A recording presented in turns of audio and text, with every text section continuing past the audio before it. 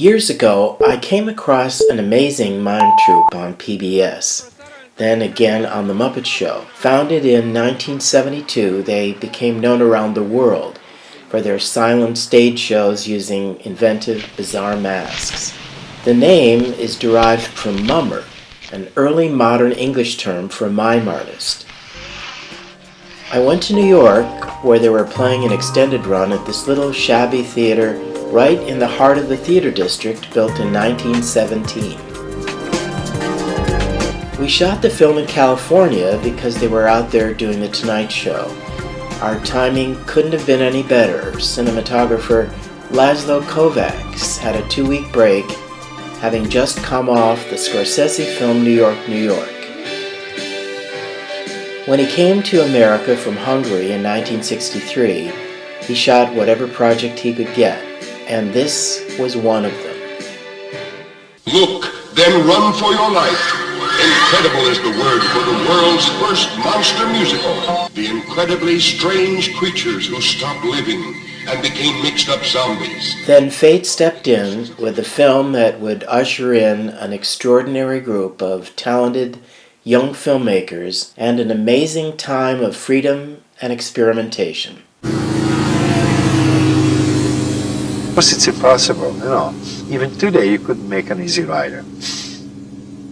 But with this group of people, producer and directors, we continue doing the same, what we started off, early bikers movie, independent film. And from there, it came out the Last Picture Show, 5 Easy Pieces, Paper Moon, and Bert Schneider, all these companies, and it was wonderful, very successful commercially and critically, these films. Because of the specific lengths of the Mummenschanz segments, we really needed original music, and we got lucky again with Albert Haig, a 2-time Tony-winning composer who was at the time teaching a course of his own called Theater Politics and doing an act with his wife Renee called His Hits and His Misses. Then, out of the blue, in less than a year, they've got nothing in common but a dream. So you want to be an actor, huh? Yeah, sure I want to be an actor. Judy. A dream that one day, the whole world will know their name. Because I'm going to be a dancer, a good dancer. You know who says so? Me. A dream of fame.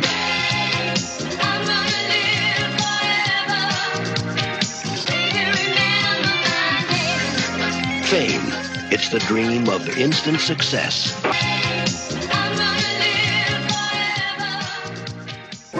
There's a train that's coming my way. Are you on it? It would be so nice to see your smile again. My long lost friend, I pay the fare. There ain't nothing there to keep you all aboard. I pray the Lord will bring you back. Just 10 miles off track.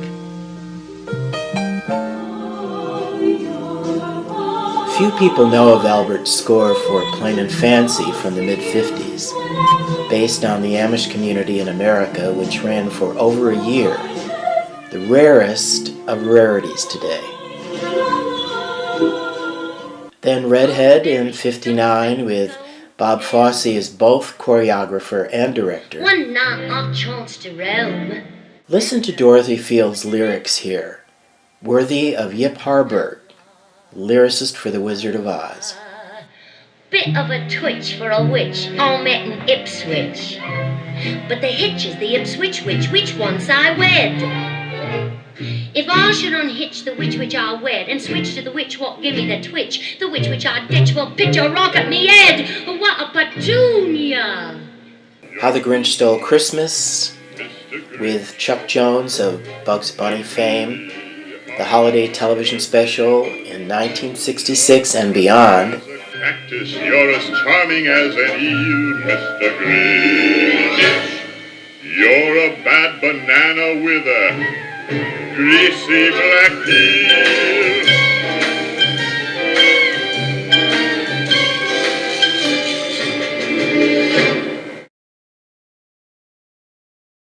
We recorded the music track in New York, but the film was shot in LA on the same stage where ABC had its first big hit of the early 50s.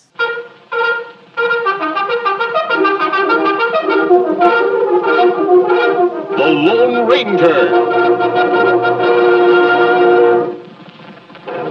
Michael Eve did the sound. He was actually the uncredited boom man on a new generation's cinema verite. Hey, dawg, why don't you come on a ride with me in about 10 years?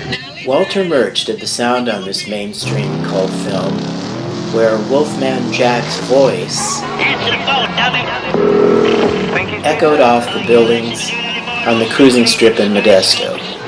To get that echo effect, he and George Lucas recorded Wolfman Jack being played from a speaker in a backyard as they swung the mic back and forth 180 degrees, a purposely non-union approach.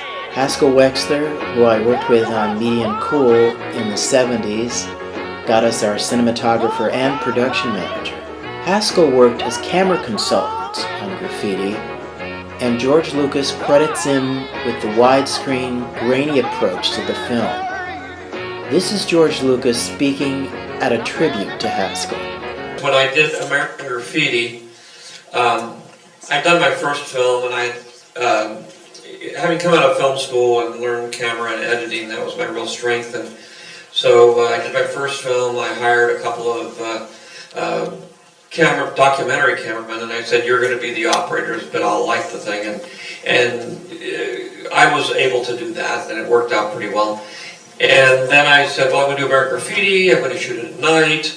We'll hire a couple of cameramen. They'll be the operators, and we'll shoot it with really low light levels, low cameras. It'll be great. Don't worry about it, guys." And after 1 week, they said, "George, please do something. You know, you got all these actors, a very short schedule, and not only that, we have a very short depth of field, which is about 3/4 of an inch. So if the actors move at all, they're out of focus." And I said, "Please give us a break." So I called Haskell, who was shooting commercials in LA. It was between movies, but he was shooting commercials every day. And I said, "Haskell, I got some problems. Could you sort of help me a little bit to kind of figure out how I can lift the light level here a little bit more and still not make it into a giant, arc light thing, but use little things?" Every single day or night for 5 weeks, he came up from LA after shooting commercials all day long for no money. I think we did play his airfare after a while. Who's this on the Wolfman telephone? This is Joe in Little Rock, way down the valley. You call from Little Rock, California? Yeah, long distance. My. Listen, man, what kind of entertainment you got in that town? All we got is you. That'll be the day. The late, great Buddy Holly on the Wolfman Jack Show. Jonathan Hayes was invaluable as production manager, hiding us out from any union reps. Back in 1960, Jonathan starred in the original Little Shop of Horrors, which combined black comedy, farce, and Jewish humor. Shot on a budget of $30,000 in 2 days, and introducing who was then... Who? No Novocaine. It dulls the senses. This is gonna hurt you more than it is me. Oh, goody, here it comes.